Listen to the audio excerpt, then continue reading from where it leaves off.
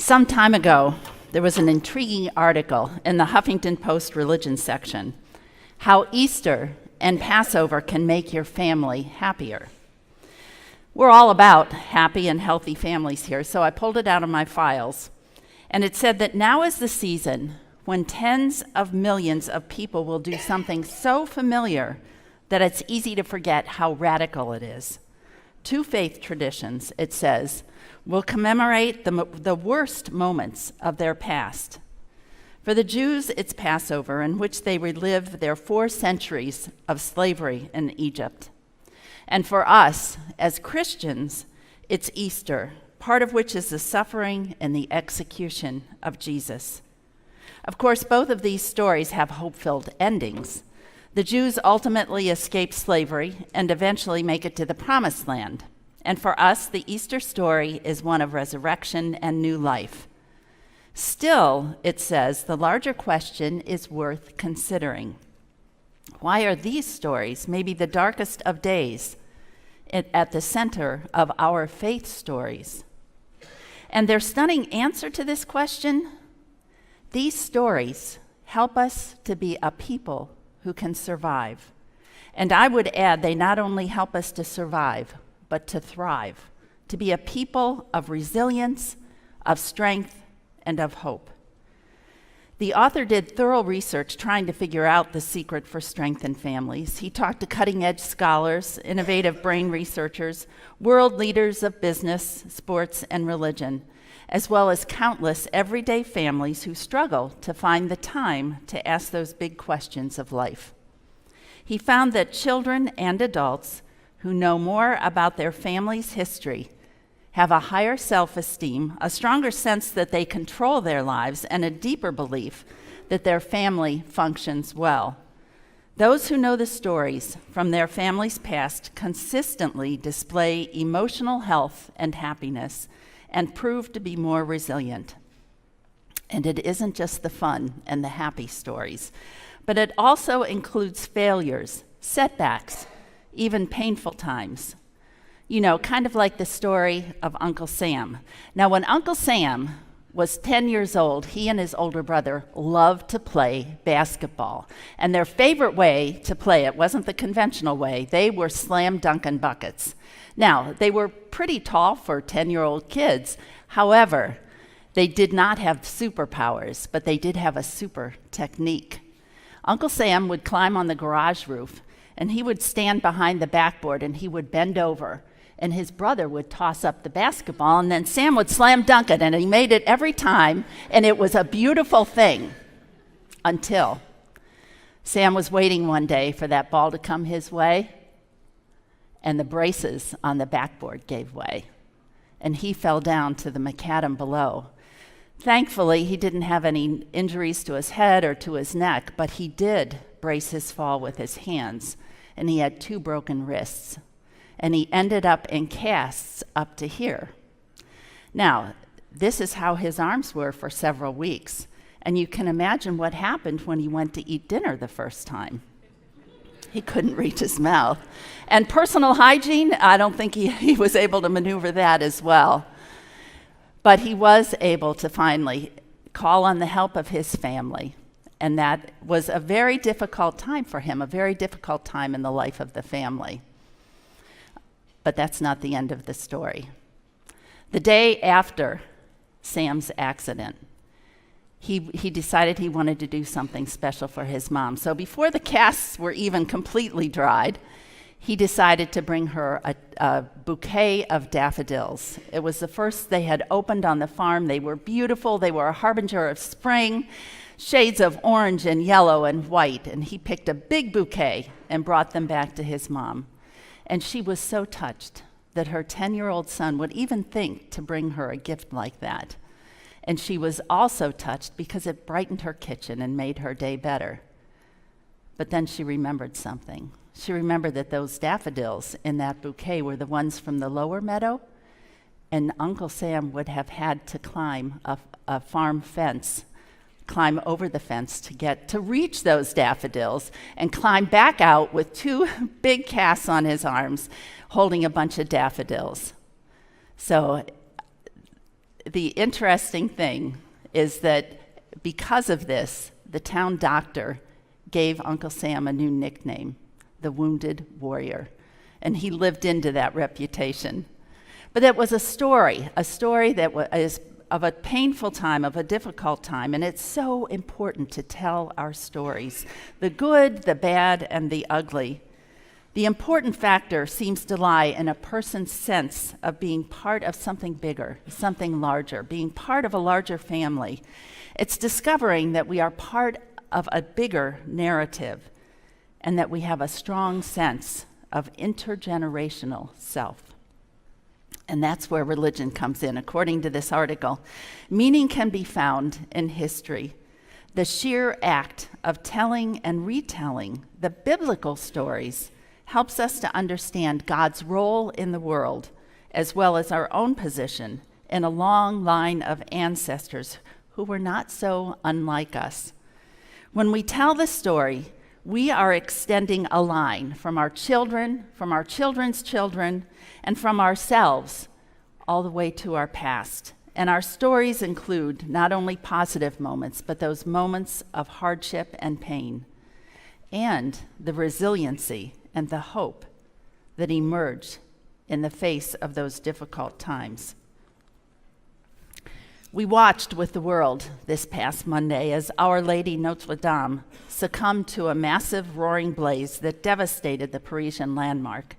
Flames burst rapidly through the roof of the centuries-old cathedral and engulfed the spire, which collapsed, quickly followed by the entire roof. President Emmanuel Macron said the whole nation was moved. Like our compatriots, he tweeted, "I am sad this evening to see this part of all of us burn." And I think that Notre Dame has for centuries extended that line, connecting millions to their past, to our past, telling the story of a place that for centuries has been significant, whose beauty has served as a respite and reminder that there is something better, even something holy, and that what matters survives and lives on. It is thought that Paris will rebuild Notre Dame, this time in a globalized world that needs its symbolism, its significance more than ever. That generations can continue to know the stories, to extend the line, and to find themselves as a part of the narrative. And so, on this Easter morning, we revisit the Easter resurrection story, our story, a story of Mary and Peter. Early on that first day of the week, while it was still dark, Mary Magdalene came to the tomb and saw that the stone had been removed from the tomb. So she ran and went to Simon Peter and the other disciple, the one whom Jesus loved, and said to them, "They have taken the Lord out of the tomb, and we do not know where they have laid him." Then Peter and the other disciple set out and went toward the tomb. The two were running together, but the other disciple outran Peter and reached the tomb first. He bent down to look in and saw the linen wrappings lying there, but he did not go in. Then Simon Peter came, following him, and went to the tomb. He saw the linen wrappings lying there, and the cloth that had been on Jesus' head, not lying with the linen wrappings, but rolled up in a place by itself. Then the other disciple, who reached the tomb first, also went in, and he saw and believed. For as yet they did not understand the scripture that he must rise from the dead. Then the disciples returned to their homes, but Mary stood weeping outside the tomb. As she wept, she bent over to look into the tomb, and she saw two angels in white, sitting where the body of Jesus had been lying, one at the head and the other at the feet. They said to her, "Woman, why are you weeping?" She said to them, "They have taken away my Lord, and I do not know where they have laid him." When she had said this, she turned around and saw Jesus standing there, but she did not know that it was Jesus. Jesus said to her, "Woman, why are you weeping? Whom are you looking for?" Supposing him to be the gardener, she said to him, "Sir, if you have carried him away, tell me where you have laid him, and I will take him away." Jesus said to her, "Mary." She turned and said to him in Hebrew, Rabboni, which means teacher. Jesus said to her, "Do not hold on to me, because I have not yet ascended to the Father. But go to my brothers and say to them, I am ascending to my Father and your Father, to my God and your God." Mary Magdalene went and announced to the disciples, "I have seen the Lord." And she told them that he had said these things to her. They were on their way. There was no happily ever after promised. They didn't yet have the rest of the story. They had never heard of Easter. A risen Savior wasn't even on their radar. They had no foresight of the angelic beings or of an empty tomb. And there was no high and holy and spiritual trip that they were making. These sojourners, Mary and Peter, were compelled by hearts that ached with grief and separation. Alone, Mary had come to mourn a loss. She longed for a body to touch and to say her goodbyes. She came out of a deep need to be where Jesus was. Perhaps she came partly to convince herself that it was really true. How unbelievably difficult to lose a person whose life has so dramatically impacted yours, who has shown you the grander meaning of things, who has shown you your place at the center of it all. It is hard to lose someone so cherished, so extraordinary a man who woke you up from the pettiness of the everyday and led you beyond yourself. Someone who said that you are not merely an inconvenience, you are the beloved. And Peter joined in some kind of a boyish foot race to Jesus' tomb after he had spent a few days running in the other direction away from Jesus. Maybe he was feeling so guilty, and maybe he could hardly wait to tell Jesus that he was sorry for denying Jesus after boasting about his loyalty, for not being present at the most important time, for not being there for Jesus when he needed him most. Maybe he was jealous of the other disciple, the favorite, the faithful, beloved disciple. Maybe he harbored petty resentment for others who seemed to be so much more blessed by God, for those who were full of confidence and joy, not the gut-wrenching guilt and shame that he felt. Whatever thoughts, whatever feelings consumed their hearts and minds, Mary and Peter were on their way, early in the day, before even a beam of sun streaked the sky. Separate sojourners at different places on the same road.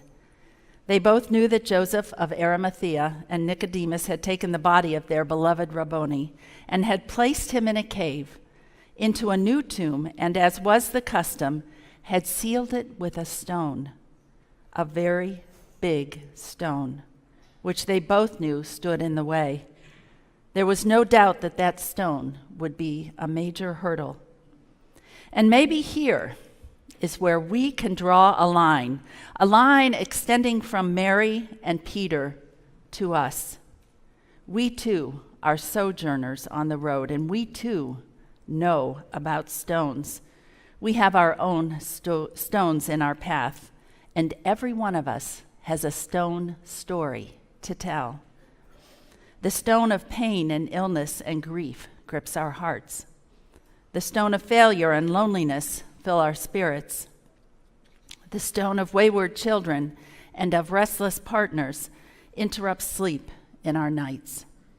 The stone of drugs and alcohol imprisons our families and our communities. The stone of diminishing strength and aging limitations hold us in its grasp. The stone of meaninglessness and helplessness looms large. The stone of violence around us and around our world leaves us fearful. The stone of exclusion and separation saddens our hearts.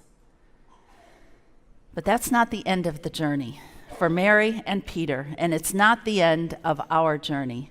When Mary arrived, she saw the stone had been rolled away. And when Peter heard the news and arrived, he too found that the stone had been rolled away. And Jesus was not in the tomb, neither was he gone. His mission was among the living, to whom he appeared in new and glorious form, not once, but 4 times in the Gospel of John. Every time he came to his friends, they became stronger and wiser, kinder, more daring, people of resilience, of strength, and of hope. Every time he came to them, they became more like him. And this morning, this Easter morning, we remember that the stone now is gone. Jesus is not in the tomb, but he is not gone. In new and glorious form, he is with us. Jesus' mission is among the living. And each time we encounter Jesus, just as with Mary, he calls us by name. He is calling us to a new creation, an unimaginable future, which is only the beginning of an ongoing revelation of what resurrection and new life and its implications might mean. Every time we encounter Jesus, we too become stronger, wiser, kinder, and more daring. We become more like him as we see him in the faces and the lives of those whom we meet. And our early morning darkness gives way to light. Death and evil do not have the last word. God has the last word, and love wins. Jesus is alive in new and glorious form, and each time we encounter him, we remember that we are part of a larger narrative, a narrative that is about peace and justice, mercy, reconciliation, enlightenment, transformation, and openness to all. And that together we can move mountains, banish fear, love even our enemies, and change the world. So rise and shine, brothers and sisters. Christ is risen. Christ is risen indeed.